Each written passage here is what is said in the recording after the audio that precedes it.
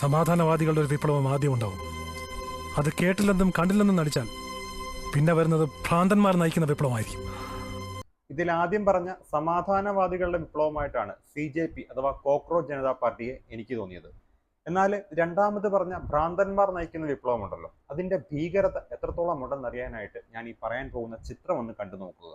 2005 ഫ്രാൻസിലെ 2 കൗമാരക്കാര് പോലീസിന് ഭയന്ന് ഓടുന്നതിനിടയിൽ മരണപ്പെടുന്നു. അതിനുശേഷം ഫ്രാൻസിലെ പല നഗരങ്ങളിലും കലാപം പൊട്ടിപ്പുറപ്പെടുന്നു.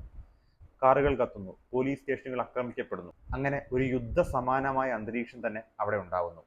ഇതൊരിക്കലും ആ ഒരു ഒറ്റ സംഭവം കൊണ്ടുണ്ടായതൊന്നുമല്ല.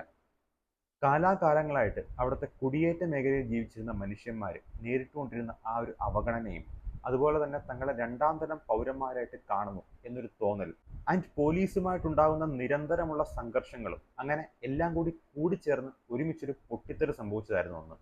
അന്ന് നടന്ന റിയൽ സംഭവങ്ങളുടെ അതേ ടെൻഷനും കായോസും ഉപയോഗിച്ചുകൊണ്ടാണ് ഈ ഒരു സിനിമ വന്നത്.